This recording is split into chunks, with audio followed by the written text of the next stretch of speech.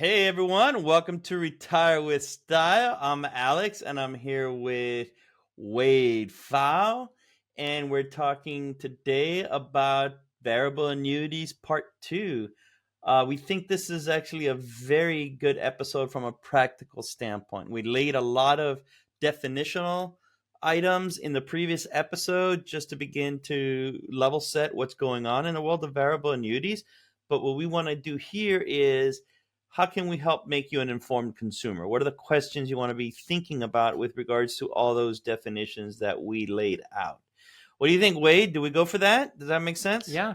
Yeah. And I also realized right after we finished the previous episode, when we were given the cliffhanger for today, we still need to talk about variable annuity fees. So that's part of the episode too. But All right. that's Hey, absolutely that's right. We okay. want to not going to leave that aside. That's definitely something we'll dig into All in right. this And a question episode. that I then to do that, one of the things I mentioned in the last episode that you gave me a bit of the Heisman on, you said, we don't got time for that, is managing That's right. risk. How does the insurance manage this risk for the income guarantee? Mm-hmm. One, Yes. one, And so the scenario here is I'm investing in these sub accounts. I'm motivated to take as risky of positions as I can when I have a guaranteed lifetime withdrawal benefit, because I know that if I get hit by risk and I deplete the account, the insurance company's on the hook to continue those payments. So that is a significant risk the insurance company is taking. And so we're just framing, well, how do they go about managing that risk? exactly. And remember, to our listening audience, the sub accounts are ultimately mutual funds, right? That you Yes, get they're you just you you not get like a technically called. cafeteria option of things to pick, and off you go. Mm-hmm. Yes. And so you're motivated to invest as aggressively as you can, because the living benefit, it's like a put option on the stock market, which just means even if the stock market goes down, or if the stock market goes down, you get paid for it. You continue to receive these distributions no matter what happens with the markets. It's not that you want the stock market to go down, but if it does go down, it's not going to disrupt your ability to meet the spending that you had earmarked as coming from this contract over a lifetime basis.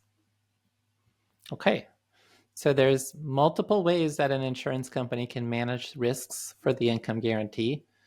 The first is kind of a simple one to get the juices flowing. It's just they have a strong company culture. So they put a lot of effort into risk management, having good actuaries, managing their financial performance, and so forth. So Thank maybe you. you want to say, Riveting. boo, that's not a Insightful. good one. Insightful.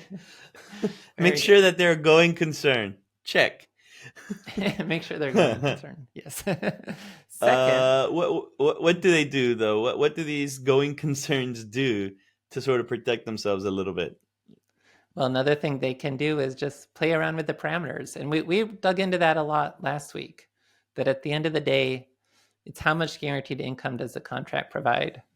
Well, they can start giving you the temperature in Celsius instead of Fahrenheit, as we talked about last week. They okay, let's give you a really high roll up rate and have you focus on that.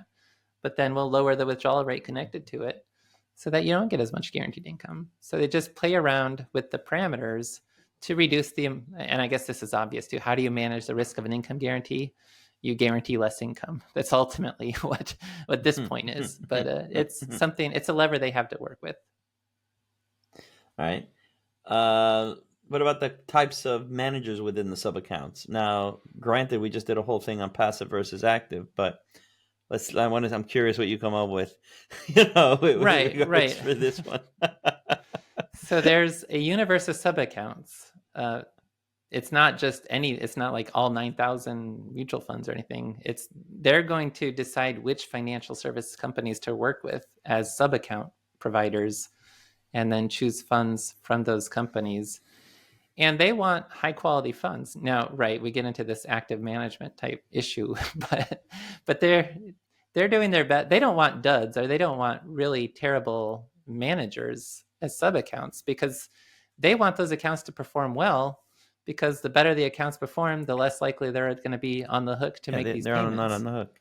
Hmm. Yeah, so they do put a lot of effort into choosing the sub account managers or choosing the companies that they work with. And to the extent they can choose good managers who don't unnecessarily deplete, just perform poorly, then that's a benefit to the company, the insurance company, because if your money grows, they're happy because then they don't have to be on the hook to provide payments to you. So they want to choose good managers to help you have options that would let your money grow. And even then, don't they limit the what you can do within the sub accounts just to make sure? You kind of said it Uh-huh. earlier, but even even more so, like cash and the like that you have set aside. You want to just talk about that a little bit? Right, right. And so, yeah, I mentioned the point that technically, because you have this put option on the stock market, that you're okay even if the stock market goes down. You're incentivized to invest as aggressively as you can. Well, the more risk you take on, the more expensive it is to fund a guarantee on that. So they may limit how much risk you're allowed to take. That could be as simple as putting a cap on the amount of, like, all their sub accounts they could classify as risky in the risky category, or the, I don't, not less risky category. And so the stocks and other things would be in the risky category. Bonds are more in the less risky category. But they could simply say you're not allowed to have more than 70% of your assets in the funds we deem as being risky. You know what? You know what I find fascinating with this? The whole, if you take a step back, and the whole why not 100% in stocks? The sort of the total return people that say just put it all in 100% in stocks and let it go, right? And then there's folks saying, no, you may not want to do that, et cetera, for the reasons, right? So, but think about this: the insurance companies who are literally now on the hook to provide distributions for folks, they themselves realize the silliness of 100% in stocks, or just have at it from a risk standpoint. This is almost like the manifestation of why you don't do 100% in stocks. I mean, they do the math better than you, better than anyone else in the world, and they've figured out, magically, hey, you know what? We need to control how much risk people are taking with the underlying investments is if we're going to guarantee distribution from it, Mm-hmm. right? You follow what I'm Yeah, getting at? yeah, it's a great point. Yeah, they realize that it's not less risky for them if you're in 100% stocks. So Yeah, exactly. They're not telling you buy leverage ETFs. no, yeah, that's the crux of the matter. And some companies may market providing more investment freedom, but that's the idea. You generally would have some sort of cap on your risky allocation, whether it's 60%, whether it's 70%. That's one direction they can go. Another direction they can go is just the sub accounts are focused more on volatility controlled type fund offerings, so that they're trying to keep the volatility of Yeah, but that's the same the thing. They're underlying just cutting off assets. tails. I mean, it's Yeah. And then, yeah, another direction they can go to is require cash positions. So you've got all these sub account choices, but you may be required to keep at least 10% of it in cash, as an example voila. of how that could work. Yeah, it's an effort to, you're motivated to invest more aggressively. They're motivated to not have you invest more aggressively. Although they want you to invest somewhat. I mean, there is like a balanced portfolio. They do expect to grow. It's just the cost of providing a guarantee increases the more aggressively someone is investing the funds. I mean, this is the whole. There is no safe withdrawal rate from a volatile investment unless you sort of make adjustments. And there's one more issue there too, that the insurance company is exposed to behavioral risk. So if you're a bad investor and you go 100% stocks and then the market crashes and then you panic and sell your stocks, just like we know in a brokerage account, you may completely destroy your retirement. Well, in the context of a variable annuity, you may completely destroy the contract value. And therefore, your they have to like manage your behavioral mistakes, or they have to, if you make bad decisions with your investment sub accounts, they're on the hook for providing that guaranteed payment. And so part of that is also they just want to do the best they can to avoid having you go from 100% stocks to all cash, uh, because that's what humans tend to do sometimes. But that's an It's element they're almost trying to manage as well. Someone's like their investors are the id and these guys are the super ego, and maybe you come up with the middle ground, Mm-hmm. from a performance standpoint. So that's how they And manage. Go on. Well, there's one more. They can raise the fees Oh that they yeah, yeah, charge. yeah, yeah, So, yeah, but yeah. They can that's raise a good fees. segue. That's a good segue into talking about variable annuity fees. Yeah, and how do these fees work? I mean, and again, this goes back to I've said it since the beginning. There's bad everything. There are bad mutual funds. There's bad whatever you want. There are bad variable annuities, if you will. But that doesn't. I don't want it to be a throw the baby out with the bathwater kind of thing.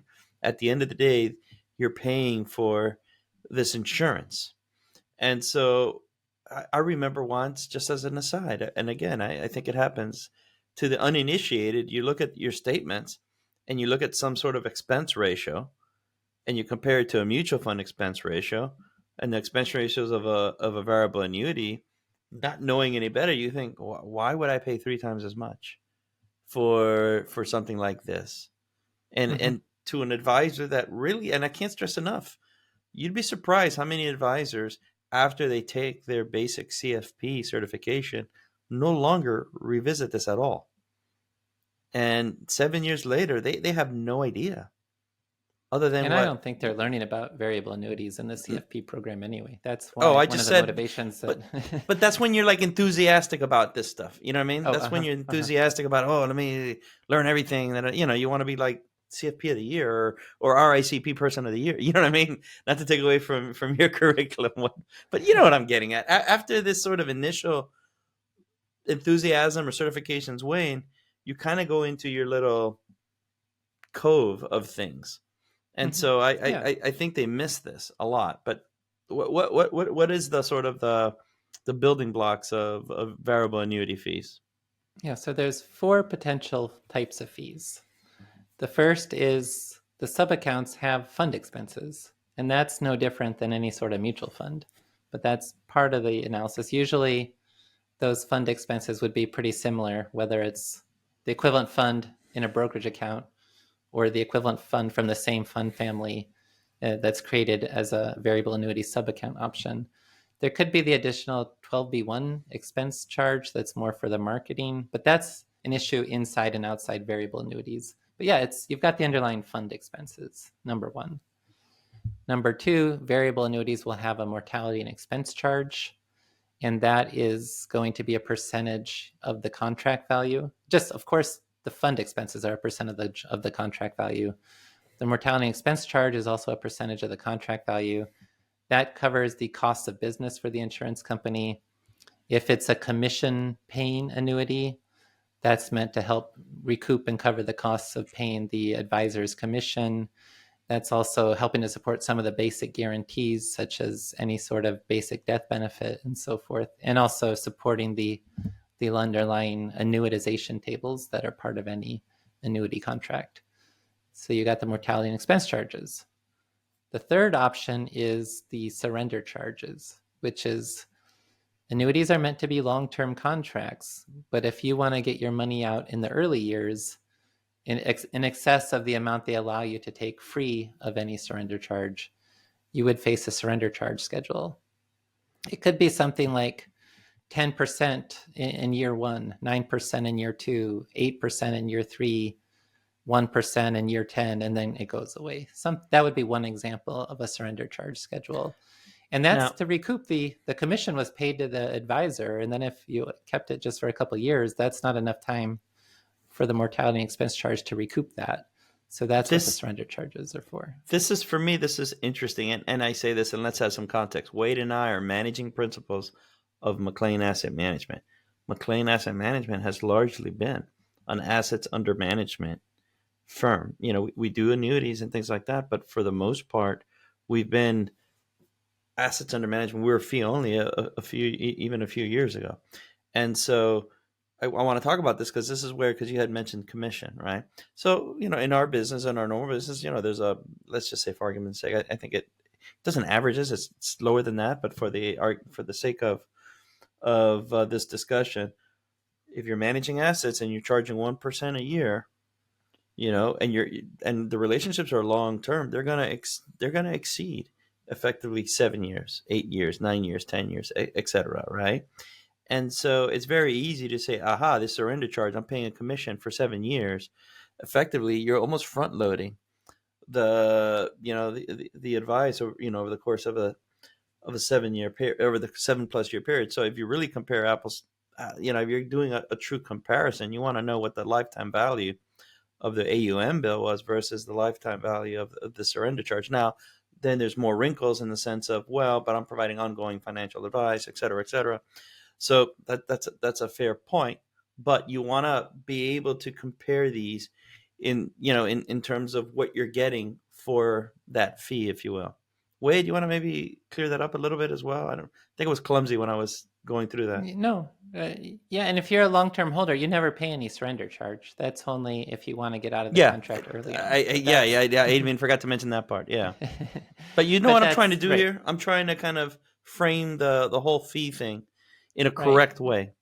right. And the advisor who sold the contract is paid the commission that the insurance company would gradually recoup through the mortality and expense charge. But they need you to be a long-term holder of the contract for them to not lose money.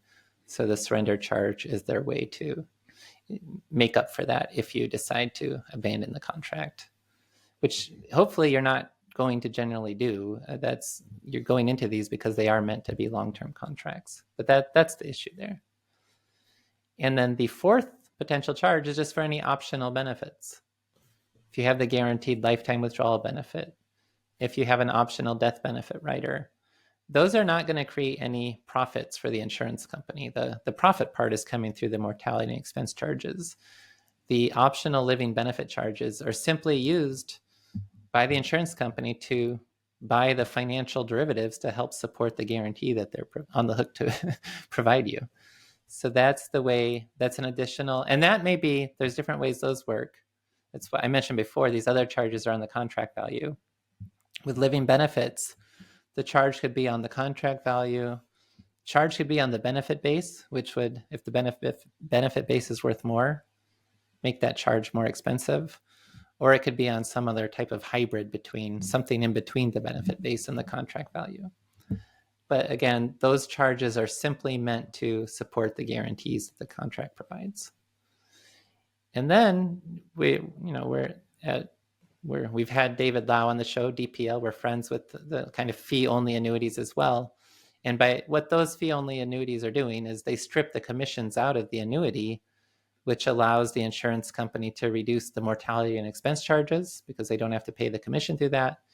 And it allows the company to potentially reduce or even eliminate surrender charges because they don't have to recoup that any commission since it's a non-commission annuity. But it's not a but in the negative sense. It's just, but be clear, the advisor most likely has this now on their assets, and so they are charging an assets under management fee for this annuity within their overall cost. So they kind of shift a little bit as opposed to disappear.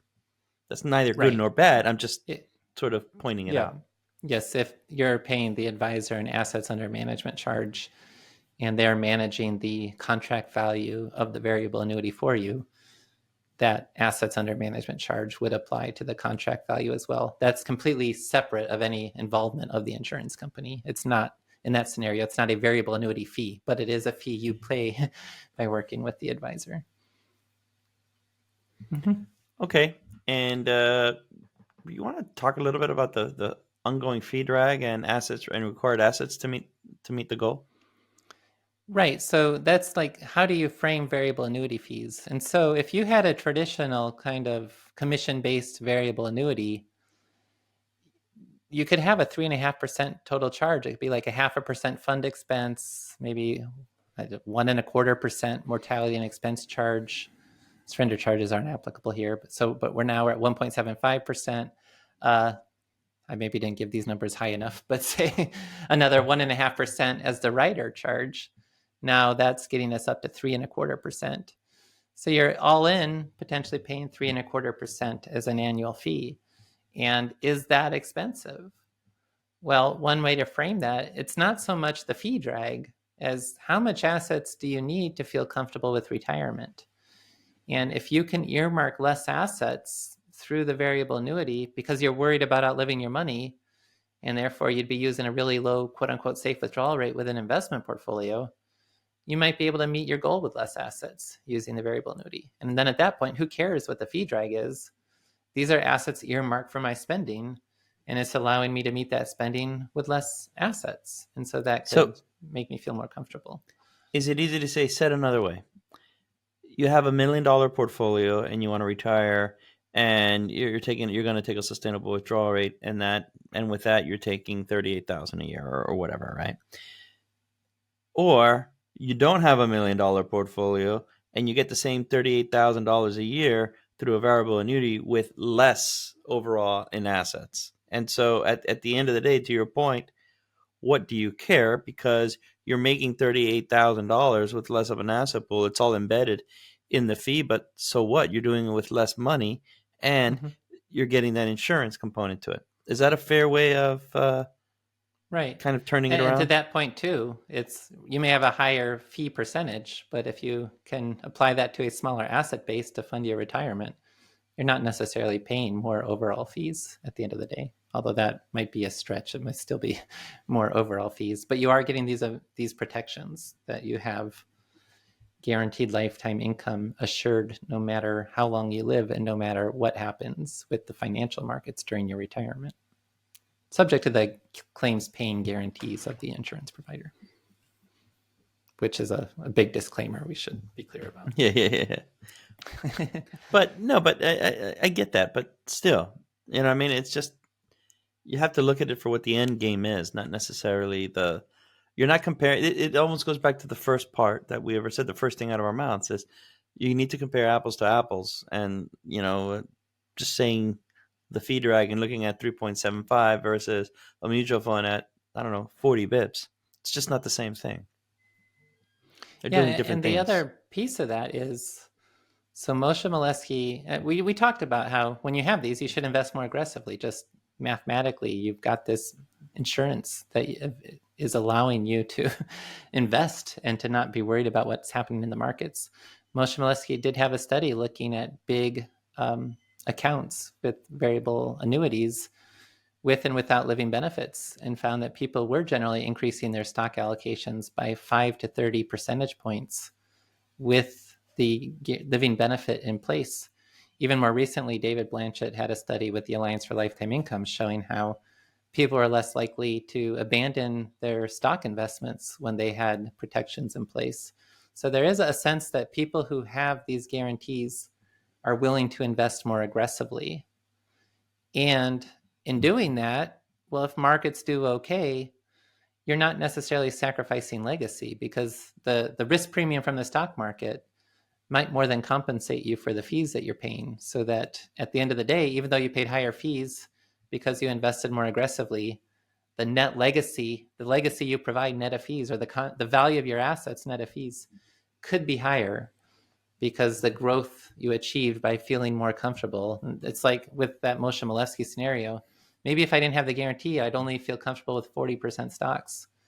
But if that guarantee lets me feel comfortable with 60% stocks, that's that kind of scenario where that could more than compensate you for the higher fees that the guarantee provides. Yeah, and assuming that the company comes through on the guarantee, et cetera, you're not paying a higher fee just for the investment sub accounts. You're paying a higher fee for those guarantees that come with it. Mm-hmm. Uh, Right. okay, wait, that's a lot there. Let's say here, if you're now looking at these things, you're not looking at a variable annuity, or someone's pitching you this, or you're at a chicken dinner because you were like, let's do this as a goof, and you showed up and you start listening to folks. What what questions can I ask? What questions should you start asking yourself to be an informed consumer? Let's say if you're, Mm-hmm. we talked about the roll up rate last time, right? I would think, simply put, the trick there is, okay, at the very least, you want to know if the roll up rate is simple or compounded. That like a Mm-hmm. and actually, I would say, as we're saying these, in the podcast, we wrote down a bunch of these questions. It'd be helpful to just think these through in terms of becoming an informed consumer. So there's a roll up rate. What are those? Why would we ask that to figure out if it's simple or compounded? Yeah, and also just so we can talk about the deferral stage before you turn on guaranteed income, Oh, okay. Yeah, this is the what the deferral guaranteed stage. income will be, risk management of the company. And also, just to be clear, there's so many levers in these contracts. So when we say that approach A is better than approach B, yes, but then if that's offset somewhere else, but yes, everything else being the same, when you look at the roll-up rates, of course you want to know the value. Is it 4%, 5%, 6%, 7%? But then is it simple or compounded? And all else being the same, a 7% compounded roll-up rate is better than a 7% simple roll-up rate, because the compounded roll-up rate is going to roll up on top of past roll-ups. That's what compounding interest is all about. You get growth on growth rather than just growth on the initial value. And to your point, this is where, in isolation, yes, but you also have to consider what that is ultimately with a withdrawal rate. And this goes back to your Mm-hmm. your Fahrenheit and Celsius comment before. Yeah, and with a long enough deferral period, a 6% compounded roll-up rate could easily grow the benefit base more than a 7% simple roll-up rate, for example. Yeah. Okay. What other things within the roll up features they should be thinking about? The big one would just be how long is the roll-up rate applied? Like you can generally start purchasing living benefits in your mid 40s, but if you're 45 and you're thinking to retire at 65 and you're thinking, oh, I want to get that roll-up rate for the next 20 years, well, read the fine print. The roll-up rate may only be available for 10 years, and then there's no more roll-ups after that. So just make sure you understand how long the roll-up rate is applied. So this is important with regards to your potential date when you're thinking about retiring. Or Mm-hmm. if it's for longevity purposes when you're thinking about doing that. So this could be relevant actually when you're in that stage of that sort of whole bridging component to things. In terms of step up frequencies, how frequently are step up opportunities provided? That would be something Mm-hmm. that would be interesting as well, because we talked about step ups. They're sort of path independent from roll ups, if you will. Right. And this matters too because the most common step up frequency would be annual. And then you're looking at contract anniversary dates. And we really didn't get into this specific point in detail. But if I bought the contract on April 3rd and I have an annual step up opportunity, we look at where the market is every year on April 3rd. If the market doubled during that year, but then came back down so that on April 3rd is back to where it started, I wouldn't get any step up. So all else being the same, more frequent step ups are better than less frequent step ups. And it could be quarterly, it could be monthly, it could be daily. A daily step up looks every day, and it's still probably not intraday. So if the market was up at noon but was back down by closing time, you wouldn't get the Could you true high imagine watermark intraday? there. Could you imagine like an intraday An intraday kind step up of? opportunity. But the more frequent the opportunity, the more likely you are to lock in a new high watermark.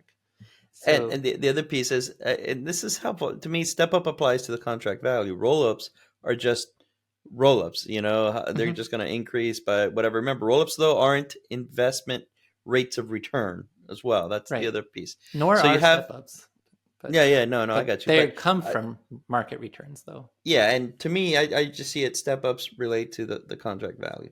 Now we said this earlier, but I think this is because of the alliteration throws me off. It throws me off, so I can imagine everyone else. Do step ups stack on top of roll ups? Do step up Hmm. stacks? And so maybe can define a little bit one more time, since we're trying to put it together for folks. The stacking concept, and then Hmm. do they stack on top of roll ups? Okay, so stacking is better than not stacking. Not stacking means the roll-ups are always applied to the initial benefit base, which is usually the initial premium put into the contract. So even if a step up got you to a new high watermark, the roll-ups would continue to apply to the initial contract value or initial benefit base.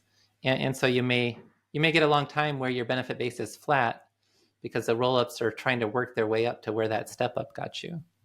Whereas stacking means if you got a new high watermark, you step up, the underlying contract value achieved a level higher than it ever was and higher than the benefit base was, higher than any of the past roll-ups got it to. Then you reset the benefit base to that level. And if you stack roll-ups, now the roll-ups start applying to that new high watermark benefit base rather than continuing to apply to the initial benefit base at the start of the contract. Okay. And vesting. And this question, just because I'm reading the question here, and just want to make sure people understand the question, much less you go into just answering it. How frequently are step-ups how frequently are step-ups and roll-ups vested into the benefit base? Mm-hmm. The answer is What are you trying to usually, ask there? yeah, annually. It could be different than that, but it's so this gets back to, well, what if I had daily step up opportunities? So what if my contract achieved a new high watermark 1 month later? uh, I would then see my benefit base as being higher, but it wouldn't actually vest to be that higher benefit base until the next contract anniversary. And so that just gets into the scenario about if you want to turn on your lifetime income, the benefit base you see may not actually vest until the next contract anniversary date. And so that's what the vesting is all about. It's only an issue if the step up and roll up opportunities have a different frequency than than annual would generally be the scenario. And just because I want people to be clear, can you describe benefit base and contract value real quick? So the benefit base is the hypothetical value used that can be different from the underlying contract value, the value of the underlying subaccounts, but the hypothetical benefit base that's used to calculate what the guaranteed income is. So I apply the withdrawal rate to the benefit base. And if I got a big step up and later the contract value declined, the benefit base could be quite a lot higher than the contract value at any particular date. Well, when I turn on the lifetime income, I don't apply the withdrawal rate to the contract value. I apply the withdrawal rate to the hypothetical benefit base to see how much I'm allowed to distribute on a lifetime basis. And so, someone listening, what purpose does the contract value serve at that point? It's still, if it continues to grow, if the contract value is close to the benefit base, you can still, so roll-ups stop when you turn on lifetime income, but step-ups continue generally. And I always have to say generally because every contract's different, but Yeah. generally step-ups continue after you turn on lifetime income. It does just become more difficult over time to achieve step-ups to a new high watermark because now it's not just net of fees, it's also net of the distributions you're taking. But I think now we're really shifted into the distribution period. So we're right, turning exactly. on the lifetime income. Okay, so now we're distributing, right? And so income guarantee amount. What's a question someone's going to want to ask themselves when they're looking at the income guarantee amount? So someone's presenting them all these annuity levers, and think about how this is not an easy thing, right? Because there were all these deferral period considerations, right? Now distribution period considerations. Income guaranteed amount. What should someone know? And even before mentioning that, it's probably worth reminding everyone again that with a living benefit, we're not annuitizing the contract. Oh, yeah. So the guaranteed income amount is the amount that's defined as if I'm paying for that insurance, I'm allowed to take out this amount of money each year. And if I don't take out more than that, I will maintain my guarantee that should this act of spending this amount every year cause the underlying account to deplete, those payments will continue at the defined level in the contract. And so the guaranteed income amount is ignoring the step ups. You could get step ups to increase this even more, but if you don't get any step ups, it's that interaction of the roll up rates for your deferral period and then the withdrawal rate based on the age you start those distributions. So it's like that example where if you had a 10-year deferral and 10% simple roll-ups and a 4.5% withdrawal rate, $100,000 premium would guarantee you at least $9,000 after 10 years of deferral. And it could be more if you got a step up along the way. Okay. And how would you define then guaranteed withdrawal rates? Yes, so the contract will have a schedule of guaranteed withdrawal rates that's not not gender specific, but it is age specific. But it's usually not age by age. It's typically more in age bands. So just I'm completely making up numbers, but it could be, say, between the age, if you decide to turn on the lifetime income between the ages of 60 and 64, maybe you'll get a 5% payout rate. If you turn on the income between the ages of 65 and 69, maybe you'll get 5.5%. Between 70 and 74, maybe 5.5%.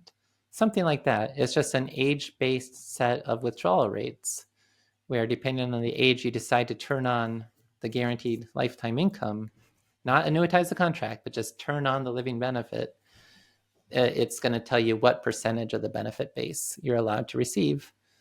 And that is based on the benefit base and that amount. And now this is where there's so many caveats because all these contracts work differently.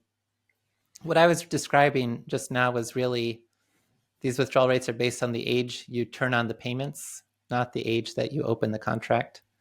But there could be cases where those withdrawal rates are based on the age you open the contract rather than the age you turn on the income. Wait, again, for the uninitiated, if you wanted to turn off the income, oh yeah, could you turn? You're not required to take out the guaranteed amount. You can leave it in there. That's where this would be the Moshe Milevsky critique of you're paying for insurance, Agreed, but you're not taking advantage of it. But yes, it's because you're not annuitizing the contract. You're not forced to receive that check in the mail. You could decide not to take out the full guaranteed amount. You could also take out more than the guaranteed amount, and then there would be some sort of provision about how that would reduce the subsequent guarantee. That was my next question. What happens if you take out more? You like, is it a no more soup for you kind of scenario, or it's like let's make a deal, if you will? Right. It's going to be some sort of let's make a deal that, because it's liquid, you are allowed to take more than the guaranteed amount. It's just they'll recalculate what your subsequent guaranteed amount is, and it would be lowered through some sort of provision that varies quite a bit from contract to contract. So make sure How does you this look for? understand the rules.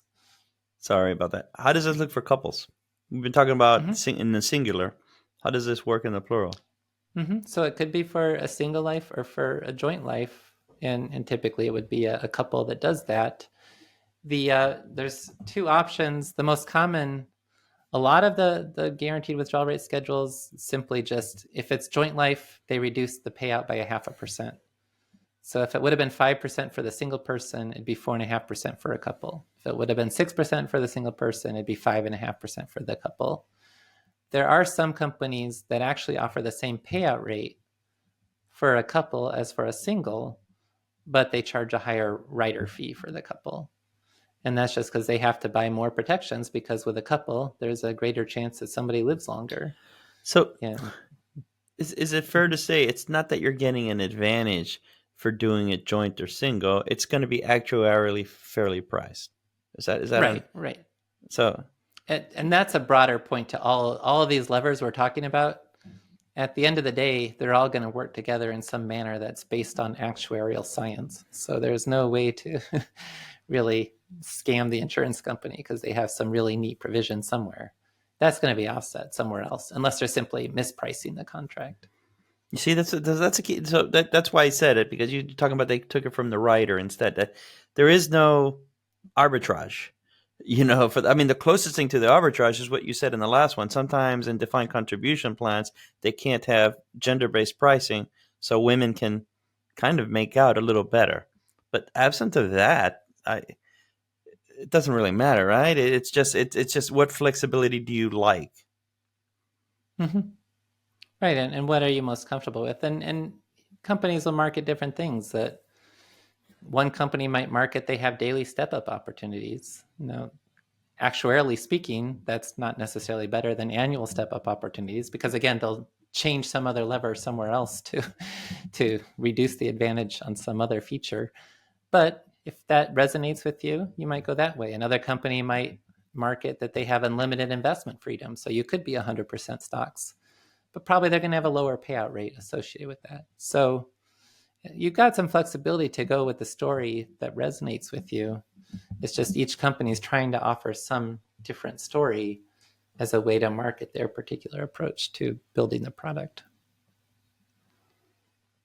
One other, we didn't really mention this at all, but another feature you might see is the withdrawal rate could lower when you deplete the contract value. So it may be the company could offer 5% flat for life is one option. Another option would be, no, you can actually take out 7% while money still remains in the contract. But if you do that, the contract will reset to offer you 3% after you deplete the contract value. So that could be another just example of a lever you have to play with. And that might sound really bad. Why would you want the income to deplete after the contract value runs out?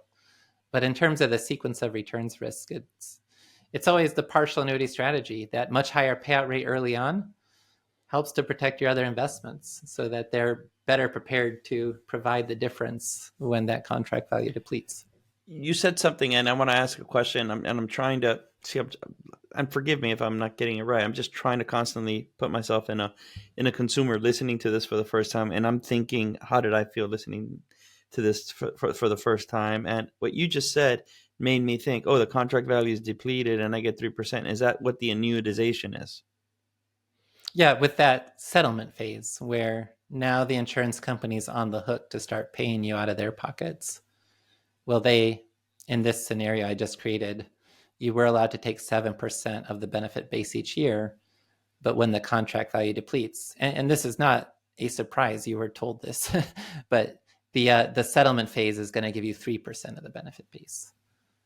And that's an option you may have had. Another option may have been you're allowed to take 5% a year, but then in the settlement phase, you're allowed to continue taking 5%, or you would receive 5% of the benefit base on that ongoing basis. And again, you may say to yourself, well, why wouldn't I do that?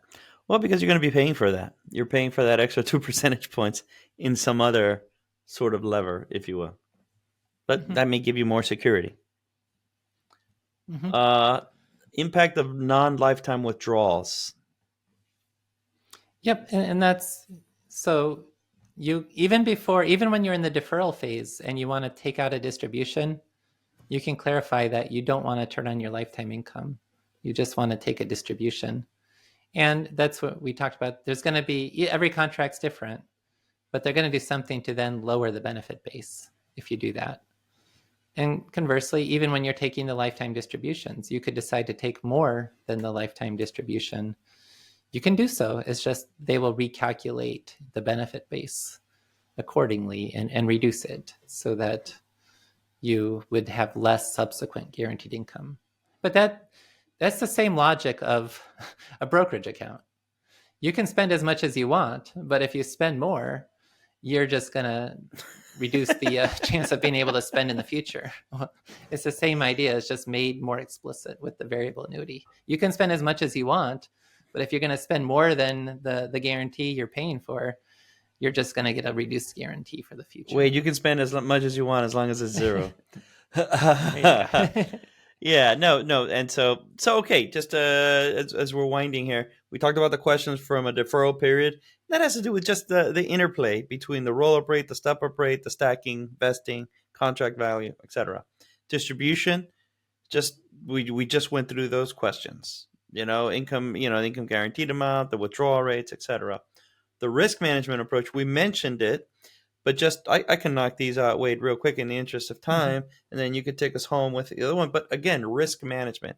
What you want to find out here is what's your maximum allocation to risky assets? What's the maximum allowed? Remember, this goes back to they're trying to price the risk accordingly, and in doing so, they can't control you if they just give you carte blanche. So they want to sort of provide guardrails on what you're allowed to do, simply because it allows them with their estimates. It allows them with their pricing on estimates a little bit better, and that's done with what's the allowed allocation on risky assets. What are the fund choices that you're allowed to have?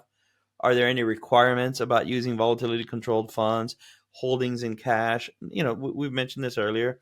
And then ultimately, what's the credit rating, that the insurance company has earned, simply from a stability standpoint. And so from a risk management question, those are the questions kind of want to understand as you go into this as well. Uh, Wade, you want to go into the risk management approach as it regards, with regards to fees?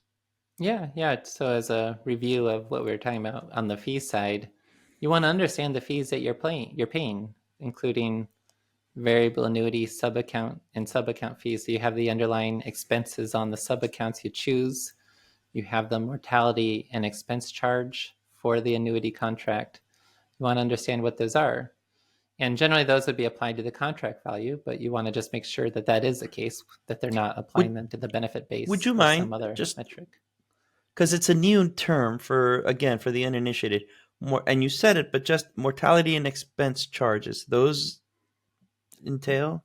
That's a percentage fee.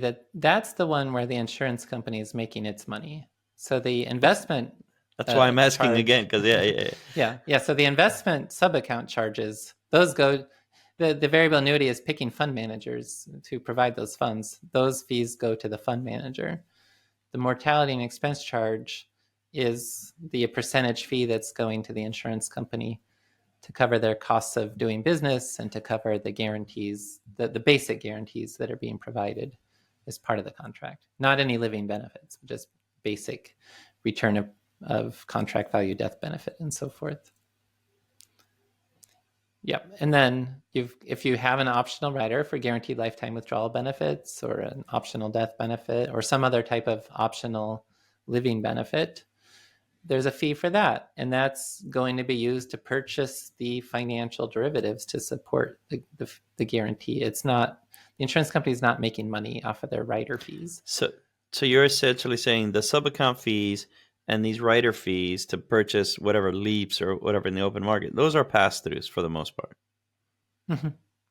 Right. And we didn't mention this before specifically either, but you can see if you look at a variable annuity company, they may have multiple options available. And so what you'll see is the more robust the guarantee, the higher the rider fee. And so you don't necessarily just want the lowest rider fee. It's maybe the rider fee is 0.8%, but then at the guarantee rate is 4.5%. But if you're willing to pay, I'm just making up numbers right now. If you're willing to pay at a 1.2% fee, maybe you get a 5% payout rate guaranteed.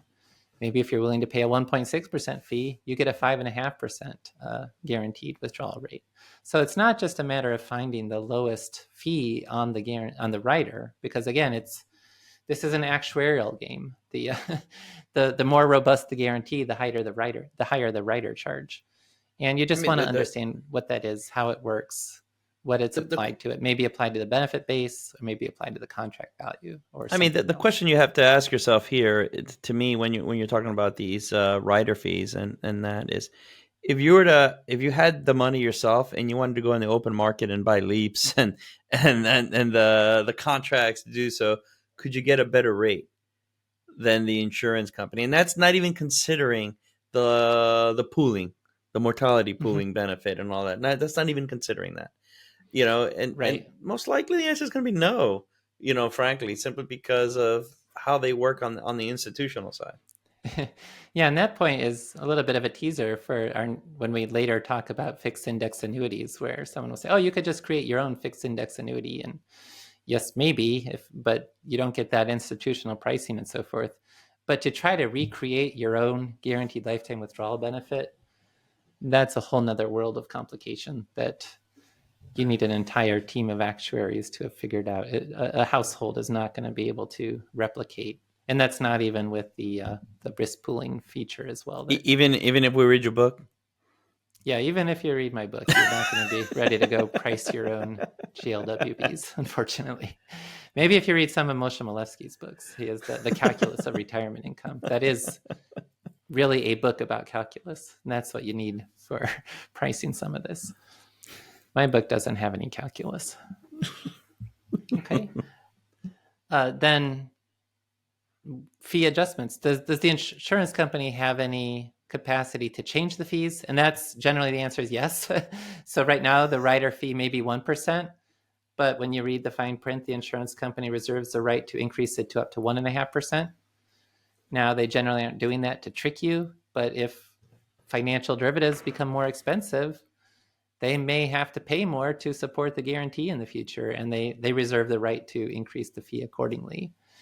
And then also surrender charges. You want to make sure you understand what that surrender charge schedule looks like and how that works in the event that you did need to take a distribution early on and that distribution exceeds the amount you're allowed to take out before the surrender charge is applied.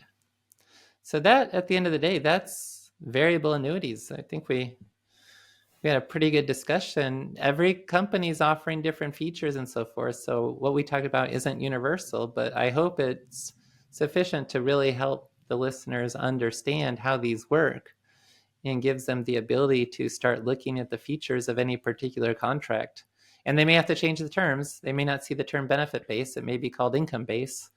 They may not see contract value. It might be called account value.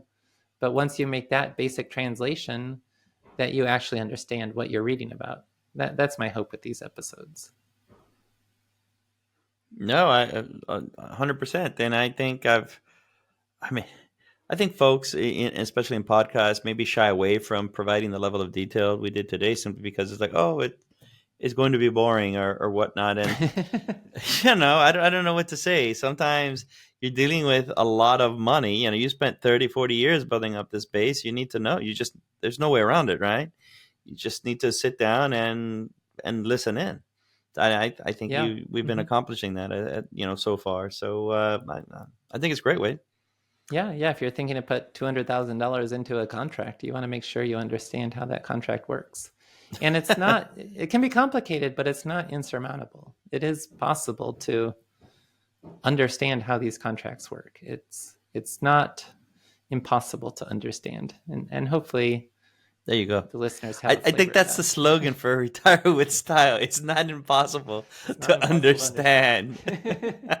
You missed your calling, man. All right. Okay. And with that, I think that's a wrap, right, Wade? Yeah, let's call a wrap on the variable annuity conversation. All right. And what's to follow? Well, it's either going to be fixed index annuities or it's going to be something completely different. We still need to figure that out, right? All right, well, we'll see how we feel. At some point in the future, we're going to continue with other types of annuities as well. Just don't know if it'll be next week or not quite yet. All right, everyone. Thank you for this installment of Retire with Style. Thank you for spending the afternoon, evening, or morning with us. We really appreciate it. More to follow. Bye now. Take care, everyone.